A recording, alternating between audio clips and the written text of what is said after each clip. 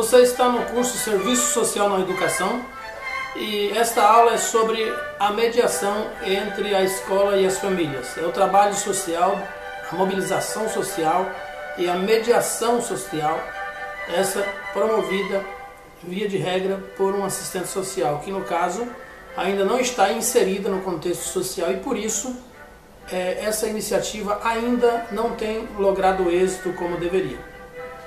Nós vamos ver algumas considerações a respeito deste projeto de unidade entre a escola e a família. E o porquê dessa necessidade, eu quase diria dessa obrigatoriedade de existir essa aliança, esse projeto de interação família, comunidade, ambiente escolar. Os professores têm tentado incluir ao longo do desenvolvimento educacional em suas pautas essa unidade entre a família e a escola.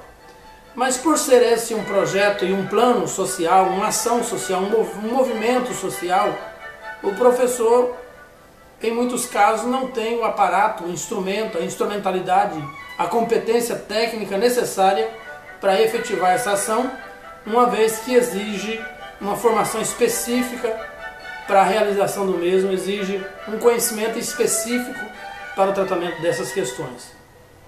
Pois as famílias que mais precisam estar presentes na escola são aquelas com maior risco de vulnerabilização ou com maior vulnerabilidade social. São as que não conseguem acompanhar o desenvolvimento do filho na escola, não conseguem transmitir os valores necessários para a construção do perfil ético dos filhos.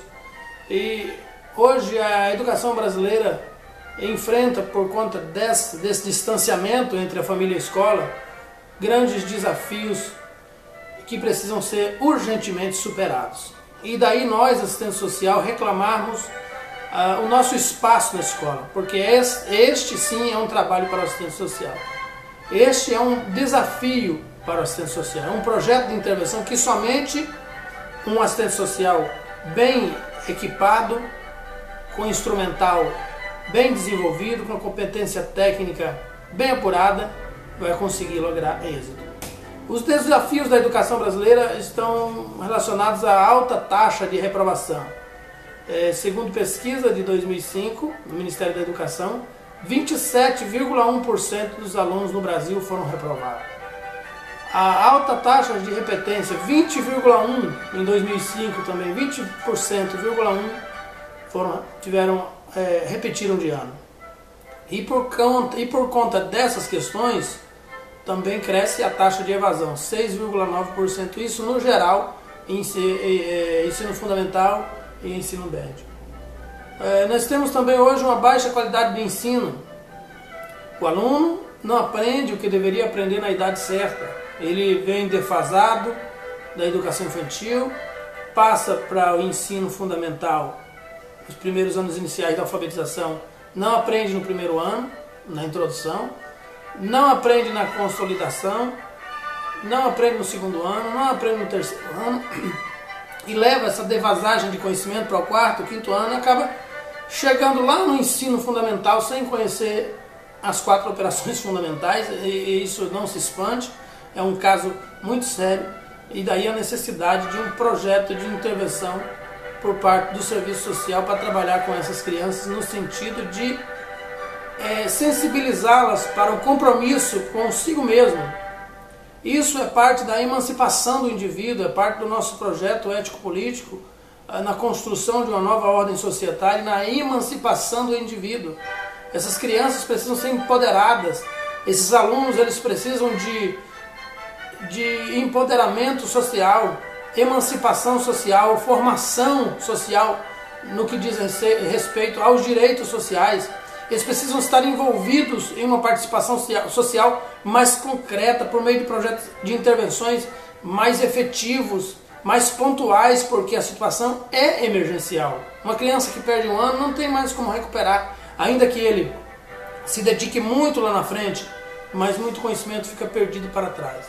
E essa falta de empoderamento, essa falta de emancipação que não acontece muitas vezes na família, em casa, precisa acontecer na escola. O assistente social tem que estar lá para ir atrás do pai que não acompanha o filho na escola, para procurar, para fazer uma busca ativa da mãe que não acompanha o boletim escolar da criança, que não sabe das dificuldades de aprendizagem que a criança está tendo. Aquele pai que nunca vem em uma reunião de pais na escola, que nunca vem a uma reunião pedagógica, mesmo convidado insistentemente pela escola, pela direção, o serviço social precisa estar ali. A sociedade não pode conviver com a produção do insucesso escolar em massa sem se escandalizar.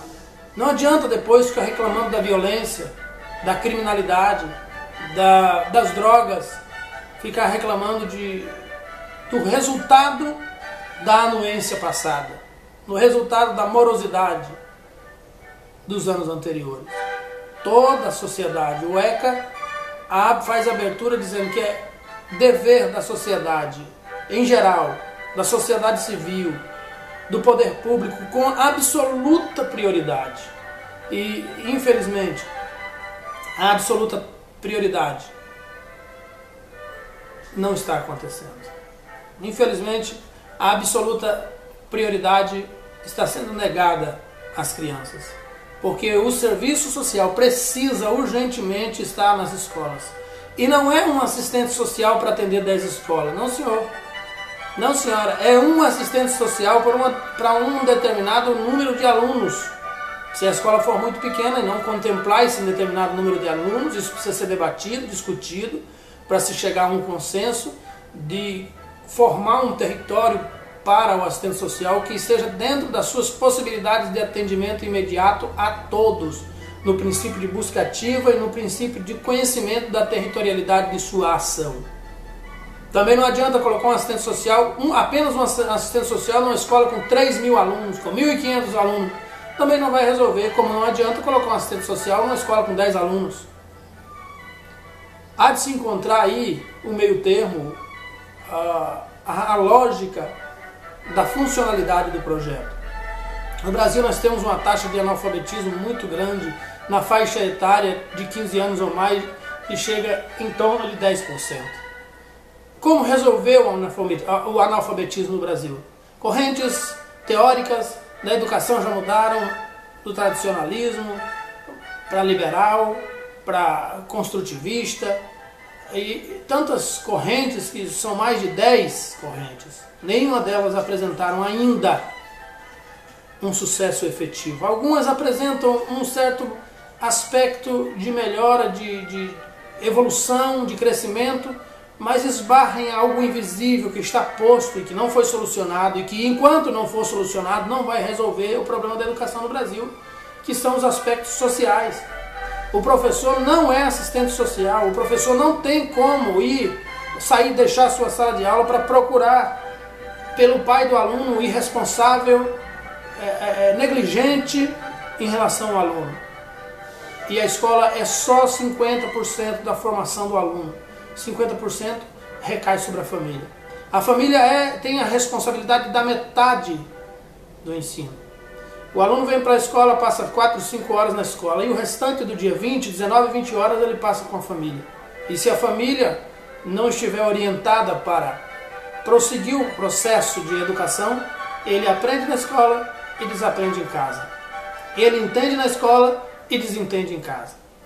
A necessidade da aproximação entre a escola e a família só será possível mediante a intervenção direta do assistente social. O diretor não tem essa capacidade. E em alguns casos, muito raro, vai aparecer alguém que consegue algum sucesso nesse sentido. E esse vai ser premiado, vai se tornar o herói da causa nacional. Mas não vai resolver a questão, a situação, no nível geral, a nível de nação e a longo prazo.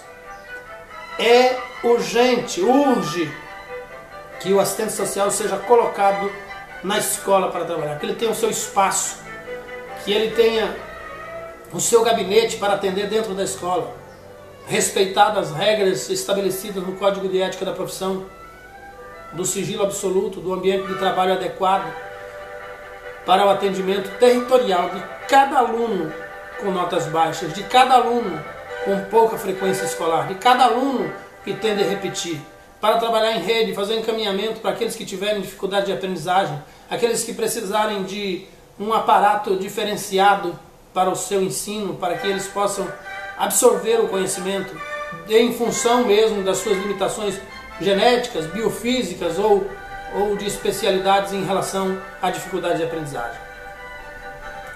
O PDE, o Plano de Desenvolvimento da Educação, traz alguns pilares que nos ajudam a entender como isso funciona e o porquê dessa argumentação. A primeira delas é que todos os envolvidos na educação, sociedade, professores, diretores, alunos, família, precisam entender que a educação ela tem uma visão sistêmica, é um sistema, é como um organismo vivo, que faltando a alguns dos seus órgãos não vai funcionar adequadamente. E um dos órgãos principais é aquele que vai trabalhar o lado social entre a ligação da escola e com a família. E esse indivíduo, esse ator, é o assistente social, mas ele não está lá. Então esse organismo, esse sistema não está funcionando adequadamente porque está faltando um dos seus órgãos, um dos seus pilares, que é o serviço social. Um elo está quebrado entre a família e a escola. O diretor manda o boletim, o diretor manda o convite para a reunião, a coordenação, o gestor da escola. O pai não vem. Ele manda de novo, passa o ano inteiro convidando, o pai não vem. Ninguém faz nada para mudar isso. Talvez um professor uma escola mais aguerrida, um professor mais destemido, acione o Ministério Público em uma situação mais extrema de emergência. Isso é possível, acontece, mas não é regra, é a exceção, quando deveria ser a regra. É obrigação com absoluta prioridade, é dever com absoluta prioridade, mas a absoluta prioridade não está acontecendo, porque não tem ninguém ali para fiscalizar e para fazer a busca ativa, fazer o levantamento da ficha daquele aluno, criar um histórico daquele aluno, daquele pai, daquela família, encaminhá-lo, se caso, para o CRAS Volante, para o CRAS das cidades, e independente da situação, para o CREAS ou para o CAPES, fazer esse trabalho em rede. Não tem. O segundo pilar do Plano de Desenvolvimento da Educação é a territorialidade. Isso é uma matéria, um assunto teórico muito comentado no serviço social. Nós, assistentes sociais, trabalhamos dentro de um território. O CRAS está implantado dentro do território de sua ação. E deve ser assim, negando o princípio teórico de Maquiavel, que distanciava a política pública do usuário para que ele desistisse da procura e a procura fosse menor, havendo menos demanda. Ao contrário disso, o serviço social leva a política pública até o usuário. Prova disso é a implantação do CRAS e CREAS no território de sua atuação e, agora, mais recente, a busca ativa que, além da instituição estar plantada no território de sua ação, onde se manifestam as expressões da questão social, ele ainda faz a busca ativa dentro daquele território para aproximar da instituição o usuário que é o objeto, a matéria do seu trabalho e dos seus estudos. E na escola? Será que a escola não é um território? Será que o entorno da escola não tem uma territorialidade? Ah, mas tem o CRAS e tem o CREAS. Isso é suficiente? Não, acho que não é. Acho que não seja. Acho que o CRAS faz o seu trabalho de uma forma diferenciada. E ele serve como uma instituição, um quartel-general, por assim dizer, um QG, para fazer um trabalho em rede com assistente social que vai estar locado dentro da escola. E quando eu digo acho, não estou apenas especulando, é uma certeza, porque o CRAS já tem o seu território mapeado. Então ele pode fazer um trabalho em rede com o assistente social que estiver na escola, mas somente a escola pode dizer como está o aluno.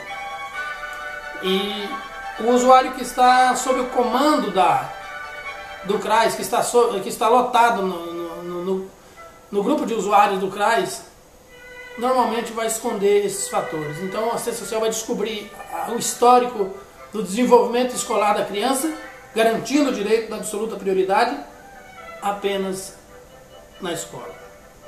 O terceiro pilar é o desenvolvimento integral. A gente vai ter uma aula sobre isso, educação integral. Vamos falar sobre isso. É o desenvolvimento integral da criança. Direitos estão sendo negados. Que direito? A alimentação. O serviço social precisa estar lá também para ver a parte da alimentação escolar, garantir que a prefeitura forneça a alimentação escolar no prazo e não deixe faltar, como é muitos casos que acontecem. O desenvolvimento na garantia da segurança, criança sofrendo violência doméstica e não tem quem possa dar cobertura. Enfim, o desenvolvimento em todos os aspectos da educação integral. O quarto pilar é o regime de colaboração. Não existe um trabalho em rede ainda de forma efetiva. Não estou falando da exceção à regra, estou falando da regra a nível de Brasil. As escolas muitas vezes ficam isoladas.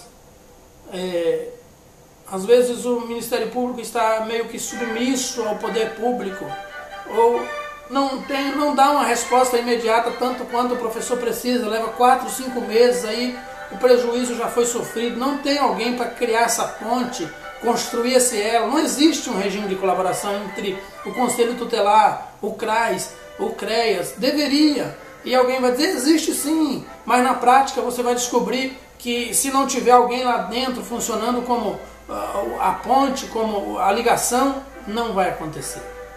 Esse regime de colaboração, o trabalho em rede, é obrigação de um agente político, social, que trabalhe com política e com a área social.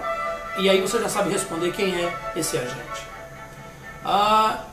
Em quinto lugar aparece a responsabilização. Alguém precisa ser responsabilizado pelo aluno que não passa de ano. Alguém precisa ser responsabilizado pelo aluno que evade da escola, que abandona a escola. A família, a escola, a sociedade, o poder público, o Estado, alguém ou todos. Eu diria que não é alguém, nesse caso é todos. Todos precisam ser chamados à responsabilidade. O que tem acontecido em relação à responsabilização é que um joga a culpa no outro. A culpa é do pai, que é da escola, que é da família, que é do Estado, que é da coordenação, enfim, ninguém é culpado de nada, ninguém assume nada e nada muda. A LDB e outros documentos dizem que depois que terminou o ano, que o aluno foi reprovado, aí então o Ministério Público pode ser acionado, mas aí não tem mais nada que possa ser feito. Aí já acabou a oportunidade, já foi, vai fazer mais o quê? Já acabou o ano, o aluno já foi reprovado, já perdeu de ano, agora vai voltar no tempo, vai fazer ou de volta para o passado, ou de volta para o futuro, para poder resolver um problema que poderia ter sido minorado, mediado, durante todo o processo. Não, vamos deixar o processo acontecer. Depois que fracassar, então vamos apresentar uma medida punitiva, garantida em lei, sancionada pela LDB e por outros dispositivos legais, porque aqui no Brasil a teoria maquiavélica de negar o direito por meio da morosidade é o principal fundamento. Nós temos que romper com essa ideia. Temos que romper. Isso funcionava lá no livro do Príncipe, nos tempos da monarquia europeia. Aqui é Brasil, é democracia, estamos lutando na garantia dos direitos das pessoas, na efetivação desses direitos. Isso da LDB já deveria ter sido mudado há muito tempo, mas está lá, é uma garantia final. É um resultado final apenas para ressalvar a escola e tirar ela da responsabilidade. Ou seja, a escola não é responsável, o Ministério Público assumiu para averiguar o que foi que houve. E isso nunca acontece, só ficou no papel.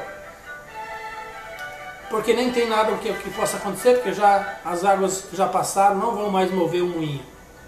E em último lugar, como pilar do PDE, a mobilização social.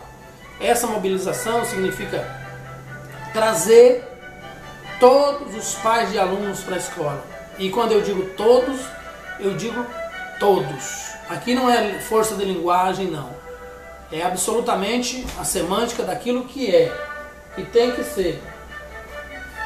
É exatamente o que precisa ser feito, o que precisa ser aplicado. O diálogo sobre educação precisa ser ampliado para a sociedade. Só com o comprometimento de amplos segmentos ela se tornará, de fato, um valor social. Enquanto a sociedade comercial, o poder público, os pais, a família, a igreja, as ONGs, as OCIPs, não se envolverem de forma integral, não haverá mudanças que esperamos. Igrejas, trabalhadores, empresários, entidades de classe, sindicatos, organizações não governamentais, conselhos tutelares, Ministério Público, todos precisam ser mobilizados. Isso é mobilização social. Mas o primeiro deles, e o mais fundamental, e aonde começa tudo, é a família e a escola. E aí aparece o assistente social para criar um relatório, para criar uma lista de nomes de todas as famílias dentro do território de sua atuação, de todas as famílias da escola, para ter um contato direto com eles e dizer, olha, você não pode faltar à escola. Hoje a gente tem as condicionalidades do Bolsa Família e outras condicionalidades de programas sociais que também poderiam ser melhor fiscalizados se o assistente social estivesse dentro da escola. E isso é matéria de uma outra aula que a gente vai ver futuramente sobre as condicionalidades do Bolsa Família e a atuação do assistente social na escola. O foco na mobilização: pais, mães responsáveis por alunos da escola pública, da educação básica, crianças, conselhos escolares, escolas, diretores, professores, coordenadores, demais profissionais, secretarias estaduais, as CEMEDs, as secretarias municipais, que na maioria dos casos se tornam apenas como tribunal de julgamento, mas não fazem parceria, elas se isolam dentro de um projeto ético-político, de um projeto político apenas, não ético, desculpe, não ético, apenas político, até porque os responsáveis por essa secretaria são escolhidos pelos governos e tem um viés, infelizmente, mais de proteger o governo do que garantir um direito, mais de proteger uma ação política municipal do que garantir o direito à educação integral. A grande prioridade para essa mobilização é a comunidade no entorno das escolas com baixo IDEB, baixo índice de desenvolvimento da educação básica. Esse aí é que há a maior necessidade, tanto quanto os outros, mas aqui a necessidade é mais emergencial, devido ao alto grau de vulnerabilização.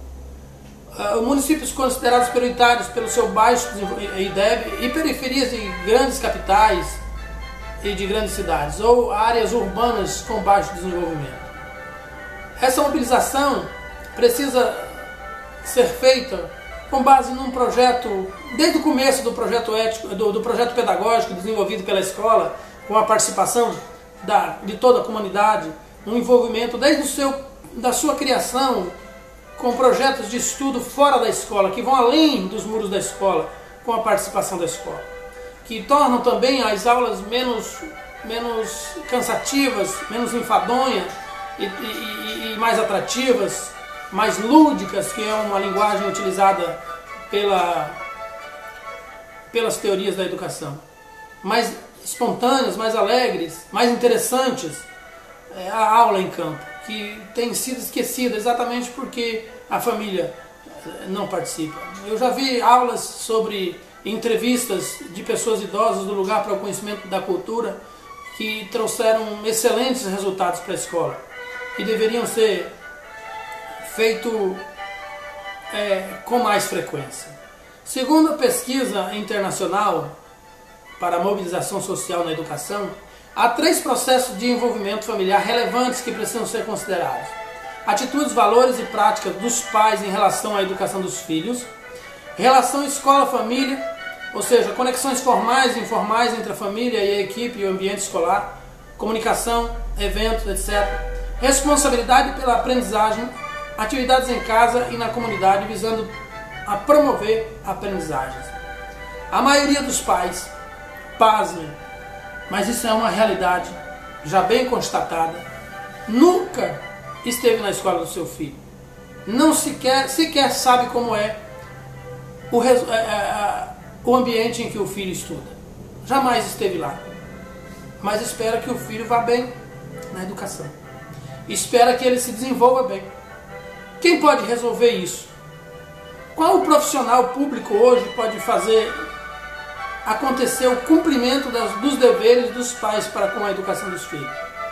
A resposta é bem simples.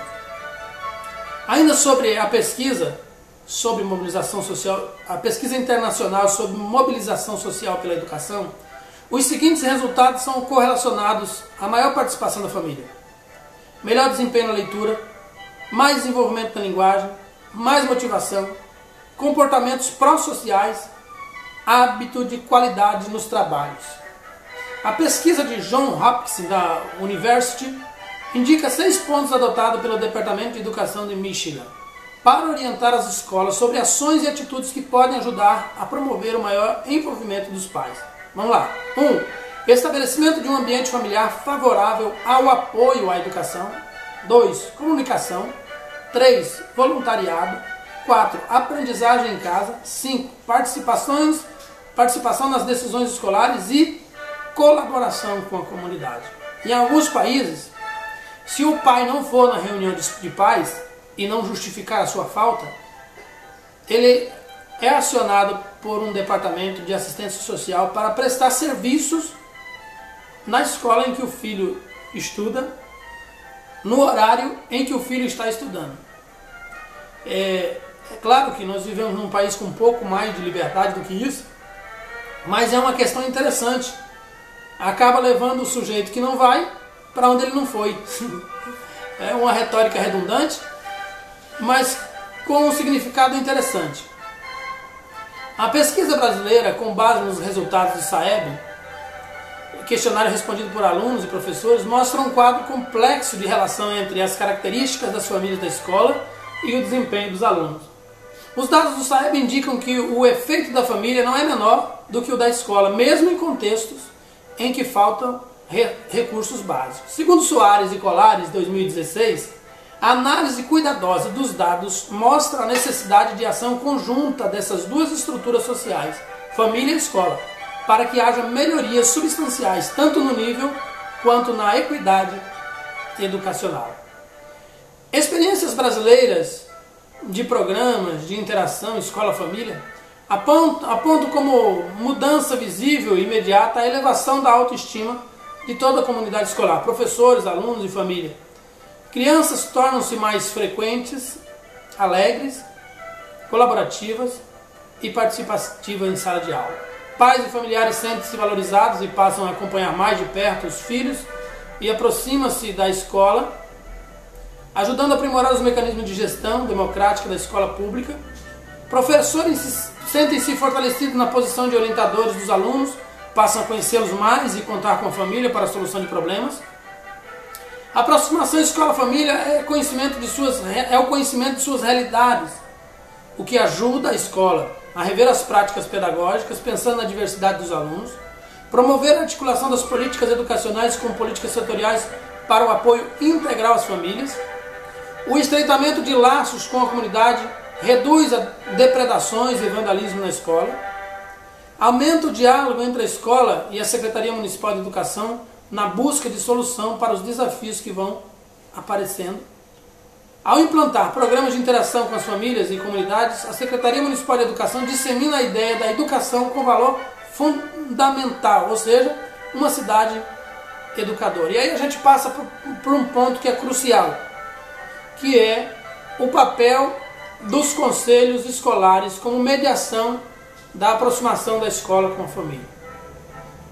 Infelizmente, eu diria infelizmente, com muita ênfase na palavra infelizmente, a maioria desses conselhos escolares tem sido montado, construído, inaugurado, fundado, por assim dizer, sem a participação de um assistente social. Ou seja, a base fundante de um projeto social, o agente principal não está inserido.